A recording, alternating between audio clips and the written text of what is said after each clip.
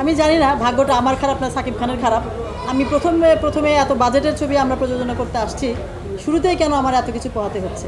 ডিসিপির কিছু সমস্যাগত যে ত্রুটির কথা বলেছেন আমাদের সিনেপ্লেক্স কর্তৃপক্ষ, তো এসব নিয়ে খুব দৌড়াদৌড়ি হয়েছে আমাদের।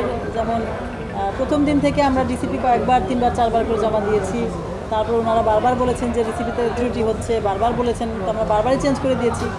3 দিন পরে আমরা যখন শোটা পেলাম 4 দিনের দিন, তো সেদিনও ঠিক একই ঘটনা হয়েছে আমাদের সাথে, যে ডিসিপির ত্রুটি।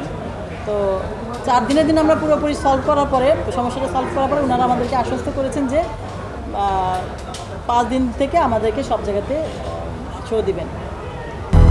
200-র বেশি সার্ভিস ও ফিচারে লেনদেনের সব বিকাশ অ্যাপে সম্ভব। তো সেই জায়গা থেকে ওনারাও শো দিচ্ছিলেন, 4টা করে প্রথমে শুরু করেছিলেন। কিন্তু যেটা সমস্যা হয়েছে সেটা হচ্ছে যে আমরা তো আশাবাদী ছিলাম যে না ঠিক আছে, যতটুকু প্রথমে আমার তো গোল্ডেন টাইমটা আমরা শেষ করেছি। ঈদের প্রথম 3 দিন মানে গোল্ডেন টাইম, আপনারা সবাই জানেন। ওই সময়টুকুই কিন্তু আমি আমার ছবিটা এখানে আমি শো করতে পারিনি।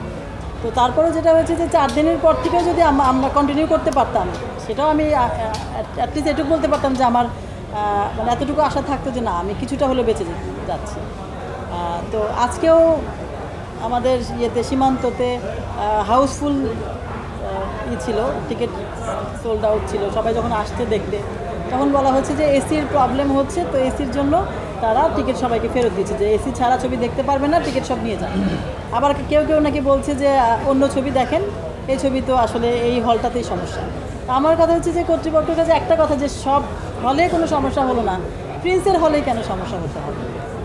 আচ্ছা, ডিসিপির যেটা ব্যাপার সেটা না আমি সলভ করলাম, বা আমি এতদিন আপনারা বলেছেন ডিসিপিগত সমস্যা বা আপনার যান্ত্রিক ত্রুটি আছে, সব কিছু মেনে নিলাম। এখনকার সমস্যার সমাধানটা কারা করবে? এটা তো আপনার সিনেপ্লেক্স কর্তৃপক্ষেরই করা উচিত, তাই না? যদি আমার থেকে হয় তাহলে তো এটা আমার থেকে কেন হবে? আমি যখন বলছি যে সম্পূর্ণ ঠিকঠাক হবার পরে তো তারা শোটা দিয়েছেন, তাই না? তো শো দেওয়ার পরে যদি আবার ওনারা টিকিট ফেরত দিচ্ছেন, যাত্রী ভোগান্তি দর্শকদের ভোগান্তি হচ্ছে, তাহলে সেটার দায় কি আমার কি?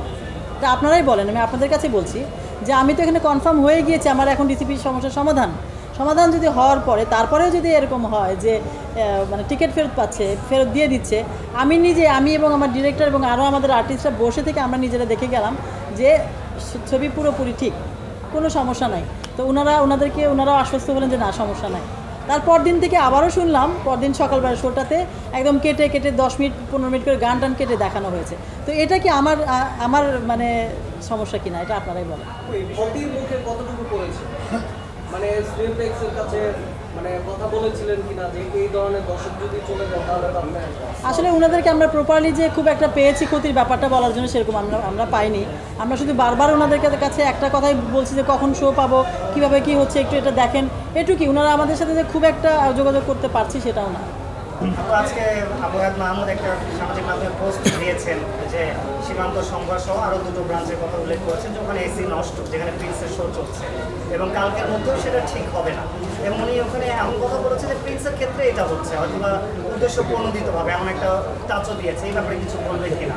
এক্স্যাক্টলি কথাটা বলেছেন উনি কষ্ট থেকেই বলেছেন। আর একটা ব্যাপার যেটা সেটা ব্যাপারটি সত্যি, কারণ হাউসফুল সিনেমা হল, হাউসফুল, সব কিছু ঠিকঠাক, সব দর্শক আসছে, এই সময় তো আপনি বলতে পারেন না যে আমার এসি নষ্ট। এটা আপনাদের আগেই দেখা উচিত ছিল, তাই না? এসি নষ্ট ঠিক আছে, ফাইন, শুধুমাত্র প্রিন্সের হলটাতে নষ্ট, আরও যে হল হচ্ছে, এবং ওদেরকে জিজ্ঞেস করা হয়েছে, বলে কি যে মার্কেটের সমস্যা, সেই জন্য এই হলের সমস্যা। তো এই হলটা কি শুধু প্রিন্সের হলই হতে হবে? আমি জানি না ভাগ্যটা আমার খারাপ না সাকিব খানের খারাপ। আমি প্রথমে এত বাজেটের ছবি আমরা প্রযোজনা করতে আসছি, শুরুতেই কেন আমার এত কিছু পোহাতে হচ্ছে? এটার দায়ভার কারা নিবে? আপনারাই বলেন। এবং এসিটির সমস্যার প্রত্যক্ষদর্শী আমাদের টিমের একজন আছে, উনি কিছু ফ্যামিলি নিয়ে গিয়েছিলেন এবং অসম্ভব বিব্রত হয়ে ওনাকে ফেরত আসতে হয়েছে ওই নন এসি শো দেখার জন্য।